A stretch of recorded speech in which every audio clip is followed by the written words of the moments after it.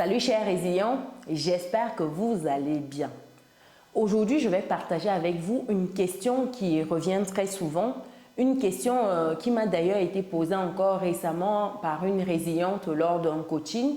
Elle souhaitait savoir quand est-ce que ce serait le bon moment pour elle de venir vivre en Afrique. Quand est-ce qu'elle saura que c'est maintenant qu'il faut plier bagages et partir? Donc, je vais répondre ici pour que vous ayez, vous également, ces réponses en tête pour ceux qui aspirent, bien entendu, de retourner un jour s'installer en Afrique pour vivre leur rêve africain. Parce que oui, le rêve africain existe et il est ici en Afrique. Donc, restez jusqu'à la fin de cette vidéo pour ne pas louper ces points-là et surtout pour capitaliser au max lorsque viendra votre moment de retourner vivre au pays. On se dit à tout de suite.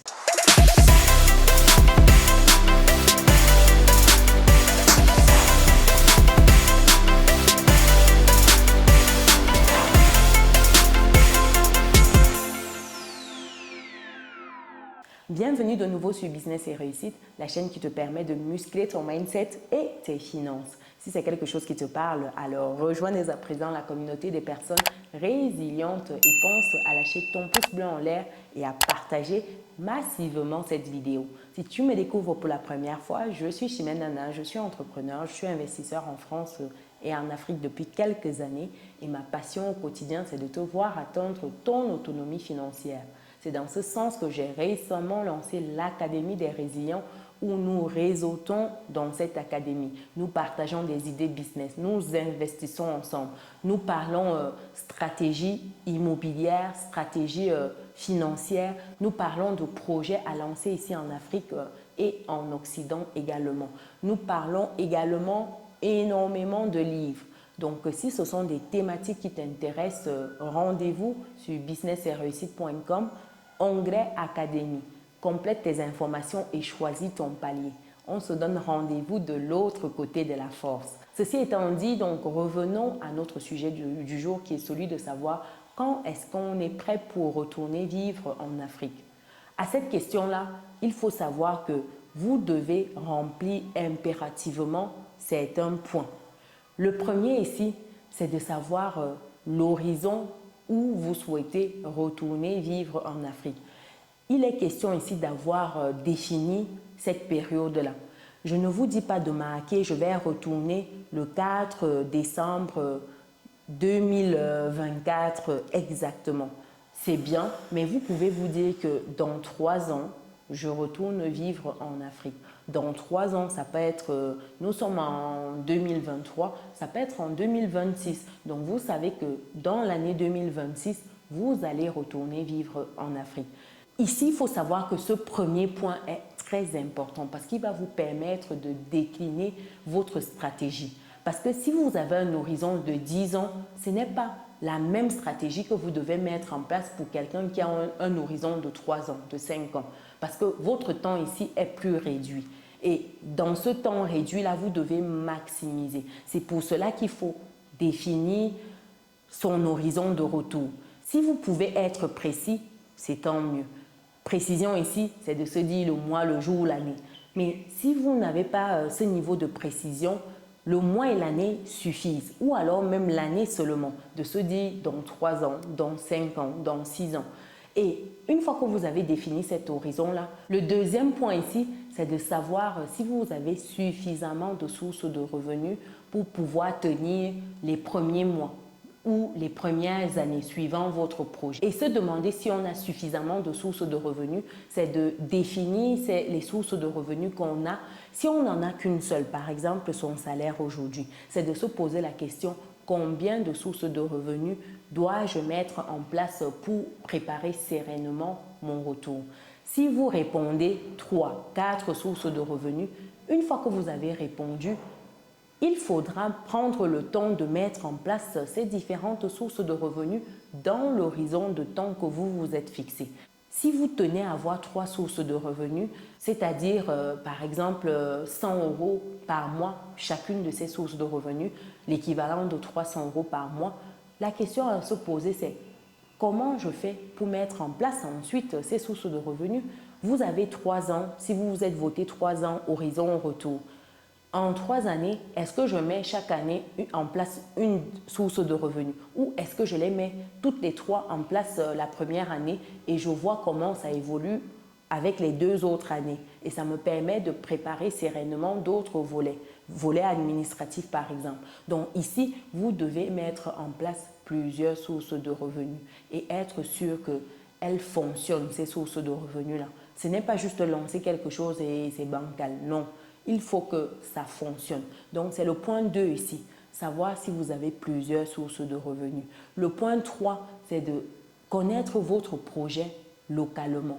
Qu'est-ce que vous allez faire en Afrique? Il faut vous poser cette question-là. Quand vous planifiez de retourner, qu'est-ce qui vous amène en Afrique? Pourquoi vous voulez rentrer? Qu'est-ce qui brûle en vous que vous souhaitez implanter là-bas? Est-ce que c'est lancer un business avicole? Est-ce que c'est lancer un business immobilier? Est-ce que c'est poursuivre dans l'auto? Est-ce qu'il faut que vous sachiez exactement quel projet vous souhaitez implémenter sur place et commencer déjà à bosser sur ce projet-là, histoire d'avoir déjà des réalités du terrain afin que vous ne soyez pas désillusionné quand vous allez arriver. Donc, c'est important que vous connaissiez exactement le projet que vous souhaitez mettre en place. Vous ne venez pas avant de vous dire que « Ah, qu'est-ce qui fonctionne même ici? Qu'est-ce que je peux même mettre en place ?» Vous commencez à poser les questions du genre « Dans quel secteur on gagne beaucoup d'argent ?» Dans tous les secteurs, on gagne beaucoup d'argent ici en Afrique. Il n'y a pas un secteur qui déroge à cette règle-là. La question, c'est de savoir votre stratégie, votre discipline, votre endurance. Oui, parce qu'il faut être endurant ici. Si vous n'êtes pas endurant, ce sera chaud. C'est une course de marathon ici. Ça veut dire que c'est doucement, doucement. Parce que si vous commencez à courir en mode sprint là, au bout de 10 km, vous allez vous fatiguer. Les marathoniens comprendront de quoi je parle. Parce que quand vous commencez fort, c'est difficile, c'est difficile. Quoi qu'il en soit, il faudrait que vous connaissiez exactement le projet à mettre en place ici. Et en point numéro 4 ici, c'est de prendre le temps de préparer le volet adaptation. Oui, c'est quelque chose qu'on sous-estime et pourtant quelque chose qui doit être prioritaire parmi les priorités. Si vous ne vous adaptez pas une fois que vous êtes retourné, c'est chaud, c'est compliqué. Et quand je dis gérer l'adaptation, c'est retourner déjà de temps à autre, faire un tour où on veut s'installer, prendre le pouls de l'environnement, voir comment les choses se passent. Si vous n'allez pas pour voir déjà comment ça se passe, j'ai peur qu'au bout de quelques mois, vous soyez désillusionné. Parce que c'est une chose de venir en vacances, c'est une autre de venir pour y vivre définitivement. Ce n'est pas la même chose, chers résilients. Les réalités peuvent être brutales, oui, brutales. Parce que ici, le bon sens, souvent, ce n'est pas la chose la mieux partagée. Heureusement qu'il y a encore des personnes qui font que ça ne devient pas une règle générale, mais dites-vous qu'il y a certaines choses qui vont de soi, votre droit le plus absolu, mais même pour ça, vous devez vous battre. Donc, si vous ne chaussez pas vos godasses là, en mode fight, ce sera compliqué. Vous allez être très très vite désillusionné et vous aurez juste envie d'une seule chose, c'est de retourner vivre en Occident. Vous réinstaller là-bas au calme parce qu'il faut impérativement prendre le temps de checker le terrain. Et ça passe par s'acclimater pendant une période assez longue sur place. Donc, vous devez prendre le temps de verrouiller également ce point-là. Et en 5e point ici, chers résilients, c'est de gérer les personnes qui sont autour de vous, la personne qui vous accompagne dans cette aventure. Donc, 5e point ici, c'est d'être sûr que l'autre personne, votre conjoint, votre partenaire, partage cette vision-là, que ce partenaire, cette partenaire-là va vous accompagner dans ce processus-là, que vous serez ensemble. Parce que quand vous n'êtes plus seul et que vous devez retourner, vous planifiez votre horizon, vous mettez en place plusieurs sources de revenus, vous venez checker le terrain, vous mettez en place votre projet. Une fois que tout ça s'est verrouillé et que vous n'avez pas pris le temps de préparer votre partenaire, de faire en sorte qu'il ou qu'elle adhère à votre retour, à votre projet.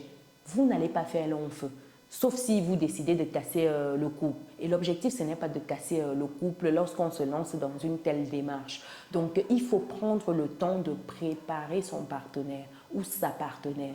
C'est pour cela que lorsque vous n'êtes pas encore en couple, il faut verrouiller ces points-là lorsque vous vous rencontrez. Lorsque vous êtes encore dans les bases, il faut déjà mettre cette fondation pour que l'autre, en s'engageant, sache que votre objectif à terme, c'est de retourner vivre en Afrique. Votre objectif dans 5, 10 ans, 15 ans, c'est de retourner dans votre pays ou dans un pays d'Afrique.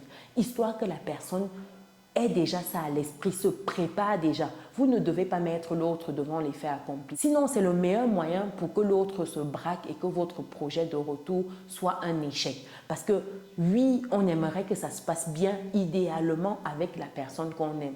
Si on rentre et qu'on est tout seul, c'est un peu dommage. Pourtant, on pouvait bien faire les choses en amont pour que l'autre adhère. Ici, c'est lorsque vous verrouillez tous ces points-là que votre retour se fait de manière sereine. Votre camp est assuré parce que vous avez mis en place toute cette stratégie-là, vous avez verrouillé tous ces points en amont.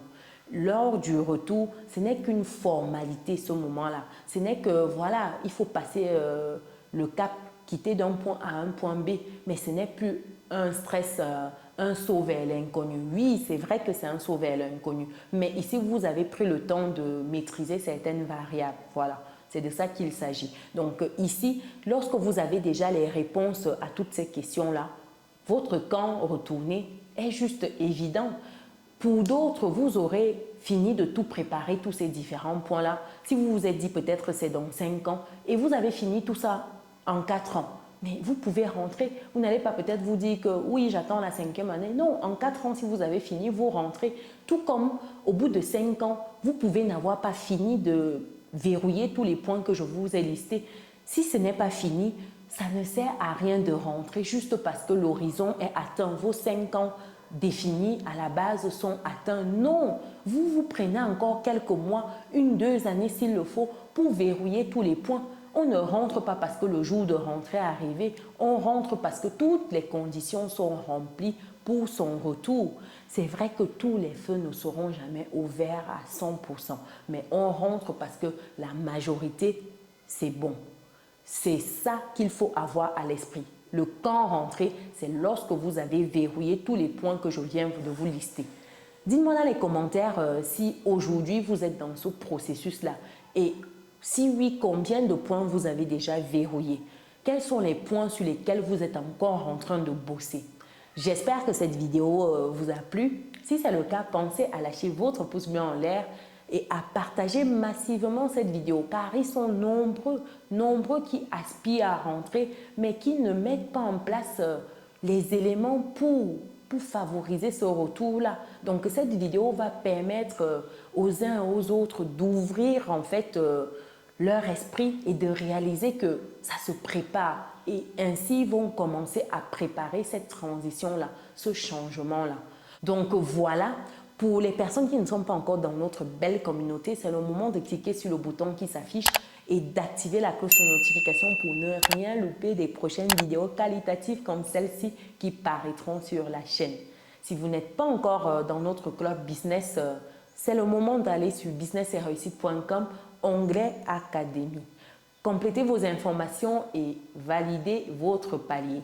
Et ainsi, on se retrouve de l'autre côté. Pour ceux qui recherchent des idées business, je vous invite à regarder la vidéo qui s'affiche juste là à l'écran. Nous, on se dit à très bientôt. Ciao.